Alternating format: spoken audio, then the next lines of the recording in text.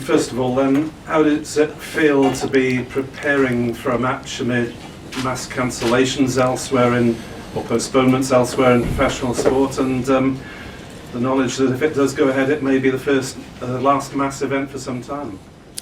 Yeah, it's interesting.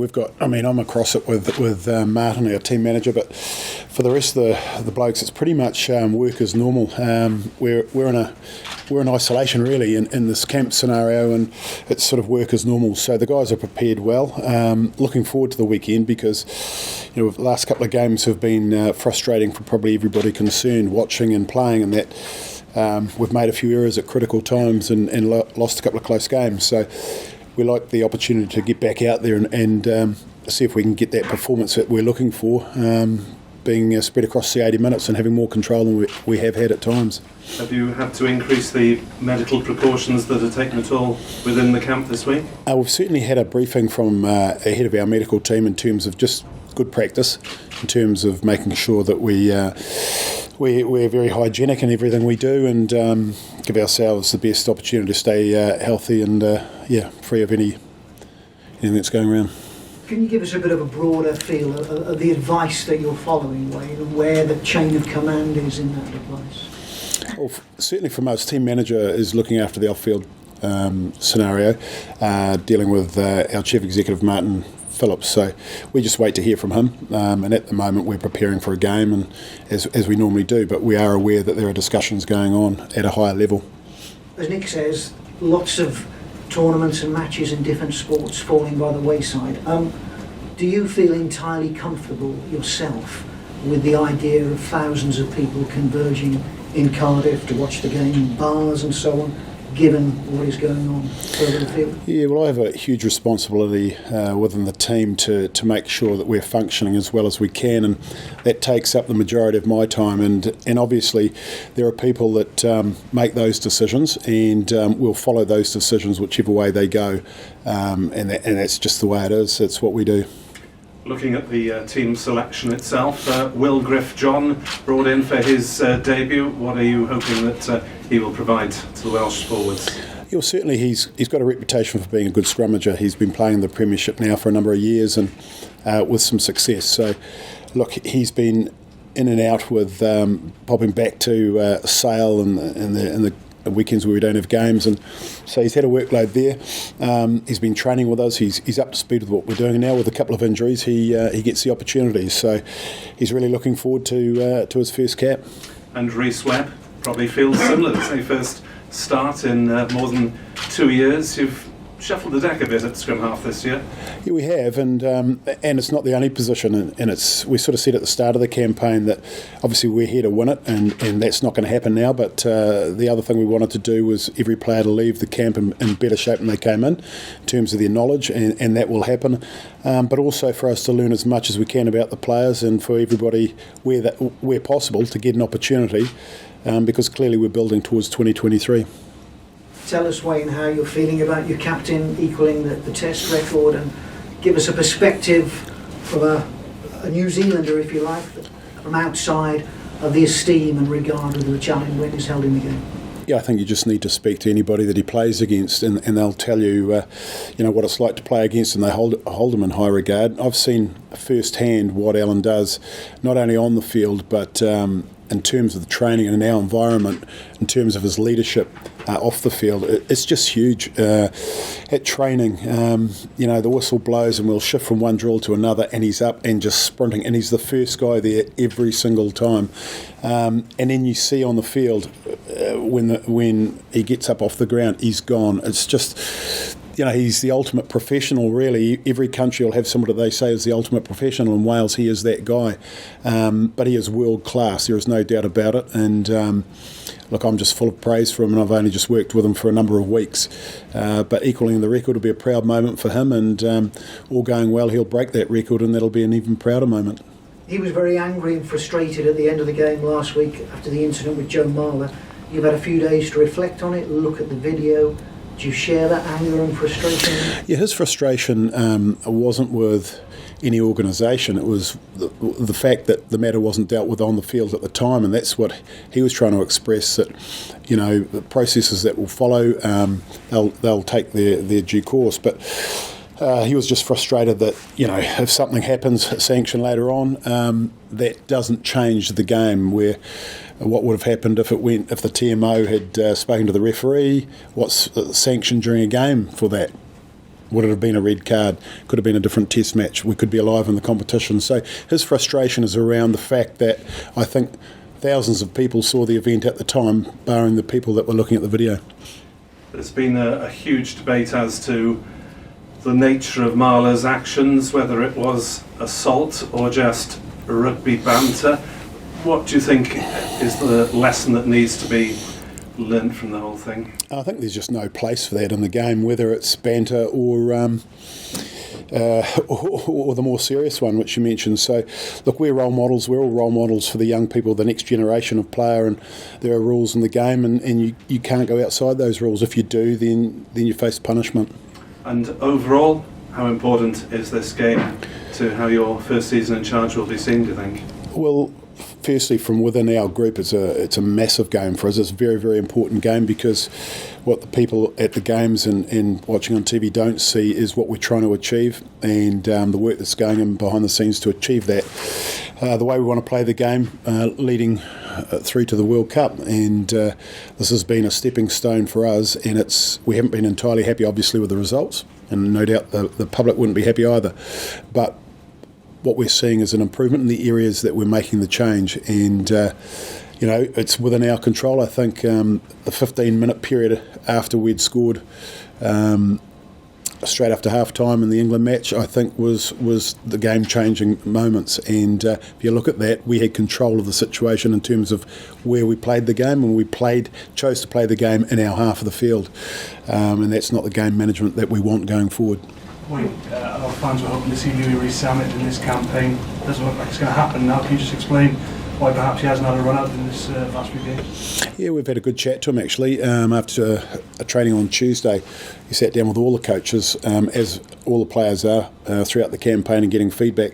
Look, he's a young man that scores tries, there's no doubt about that, but as you know and as you see on a weekly basis at this level of the game, there's a lot of other things that, apart from scoring tries, there's the high ball work, there's your work off the ball in terms of the pendulum work in the back three, there's your defensive work, so and your own kicking game. So there's a lot more to it than just running in tries, and he's aware of that, and he's working very, very hard at his game. Look, we brought him in to get a look at him up close, to assess him and see where he's at, and we've got a pretty good idea of where he's at, and he's not too far off playing Test rugby. Wayne, just going back to what we were saying about the medical advice you've been taking this week, have the coaching staff and the players had to be tested for coronavirus as a precaution, or has it? No, we haven't at this stage. Wayne, why isn't Rob Evans involved this weekend?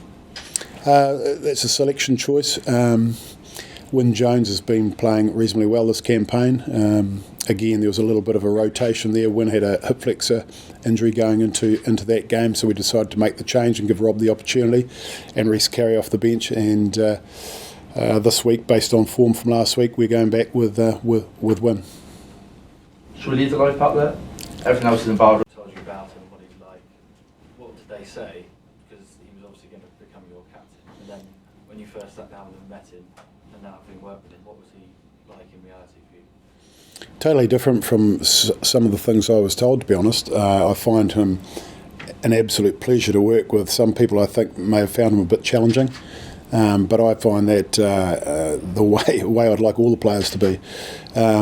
If he's not sure on anything, he'll certainly let you know, and he'll ask questions, and they're all positive questions. So I think that he's an outstanding player and an outstanding leader for this team. And the way he trains and the way he plays, you wouldn't think he's the age that he is. So I still think he's got a big future in the game. Obviously, he's equalling probably the legend of the modern game, at least Richie McCaw. As Yo asked earlier, as a New Zealander, he's sort of revered, isn't he? But I guess Alan Wynne is the same figure over this side of the world.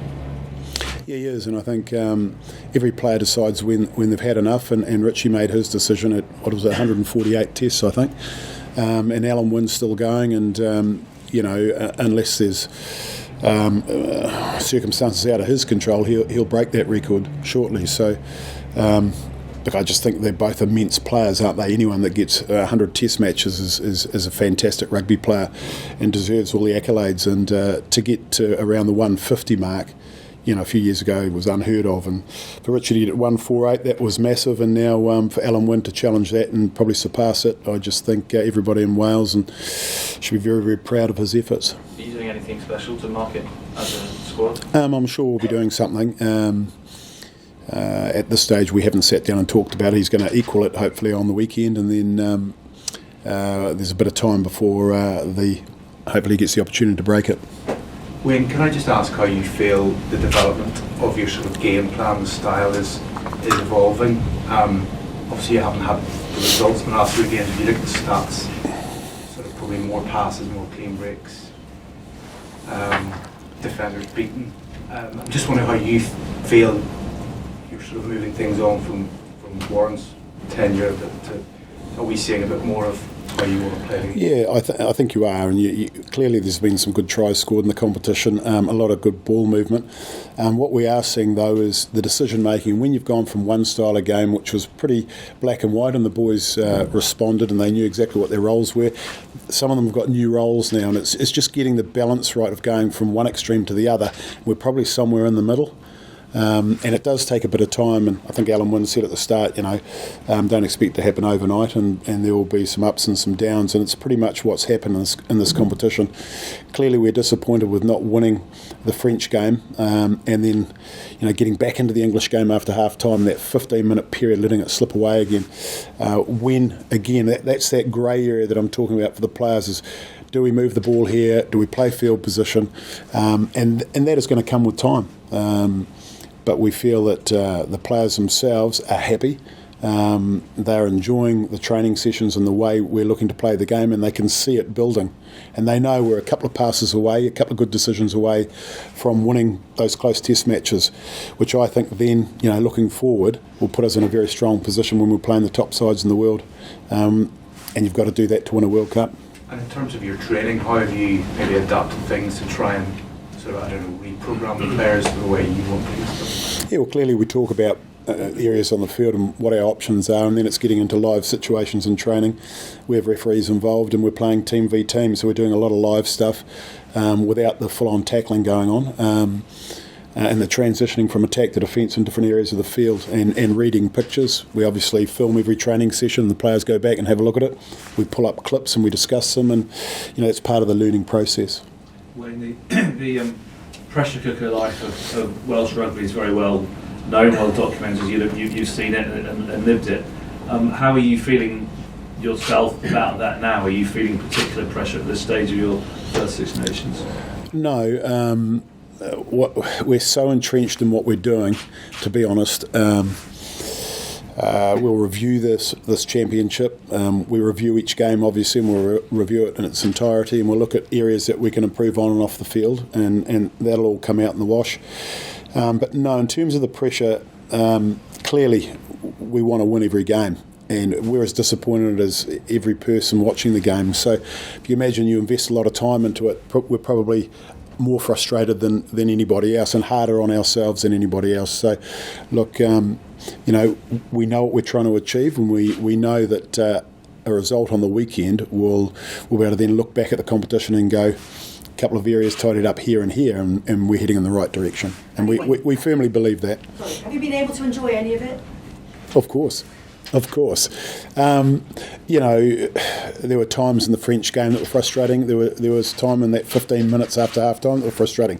But you're going to get that in games, and what we've got to do is make sure that in some of the big moments that we're a lot more clinical, whether it's decision-making or in the finishing process of some of the catch pass, or making sure that we're defending very accurately in other zones on the field. Well, you talked about Joe Marler. Are you surprised that no action has been announced this week against Eddie Jones for a comment about the referee, that were he a Premier League football manager would probably have landed in a disrepute charge? To be honest, I haven't heard those comments, but there's a process in place, and we all know as coaches that these things can take a little bit of time, and but we leave that up to the people that are entrusted to do that. Since no one else has been there, a few words on Scotland, please. Yeah, I've got to refocus here. Oh, look, I think Gregor Townsend has done a good job post the Rugby World Cup. They've obviously reviewed how that went, and they've had the unfortunate weather that they had in the England game, so you can't take too much out of that. They obviously ran Ireland very, very close, and had a comfortable win in Italy. So the French game is pretty hard to judge. A lot of people are saying it's a fantastic win. I liken it to the All Blacks losing to Australia with 14 men for half the game. So it's very difficult when you've got 14 on 15 to judge it. I was watching that game obviously intently, like everybody, at 7-6, and thinking it was going to be one that would go to the wire potentially. So it's hard to judge that. But look, I think they've improved tenfold since the World Cup, and I think it would be a very intriguing match, one which I say again we're really looking forward to. And if this game can go ahead, then I think you'll see a good game of rugby. Wayne, more so than other years, the rankings are going to become important in November because of the World Cup draw. Do you look at that? I think if you lose on the weekend, you might drop down to 8th, which is getting quite close to that third tier, which obviously would have an effect down the line on your potential call for France. Yeah, we sort of don't look at that. It's sort of a negative way of looking at it, actually. We're looking at the performance and getting it right for the weekend, and winning it. So we haven't really thought about that. But should you get there, then it just means that you've got to win some tough games in your pool, doesn't it? To win the World Cup, you're going to have to win some tough games. No one wants to be in a pool, or the pool of death, or whatever they might like to call it. Certainly, we don't want to be there. But you deal with that at the time, and hopefully we'll be playing a brand of rugby which will be winning us games, and we'll be in a good position regardless of the pools that we're in or pool we're in. Final one, please. When Corey Hill been through Jack Ball's injury, but what does he provide as different to the other lot? Well, he brings leadership at line-out time, so he calls line-outs, and we don't have an abundance of callers. So out of the team we've selected, he's clearly the line-out caller, so he'll be running our line-out on the weekend. It's his first start for a while too, and he's really looking forward to that. He's a mobile second row, and at a pinch can cover 6 for us as well, so he brings something different. Final one, please. I was just wondering if there was a favourite passage of play during this championship where you felt the team were playing the way you wanted them to play, or getting close to that. Look, I think if you looked at the try we scored against Ireland in the first half, where we built multiple phases, we used the width of the pitch, Alan Wynne in the wide channels getting an offload away, into Dan Bigger gets an offload away, and we score. That's a lot of the work we're doing behind the scenes, having the skill set to offload in the tackle for some of the guys that haven't been in that role before. Alan Wynne's enjoying that role because he is an athletic player, rather than being up the middle of the park getting belted all day long. I think also in the French game there's some great passages of play.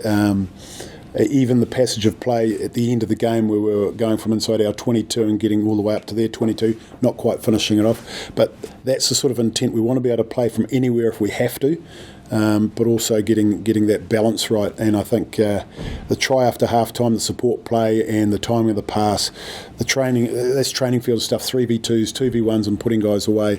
So that try after half-time was a great try as well. Thank you very much, everyone.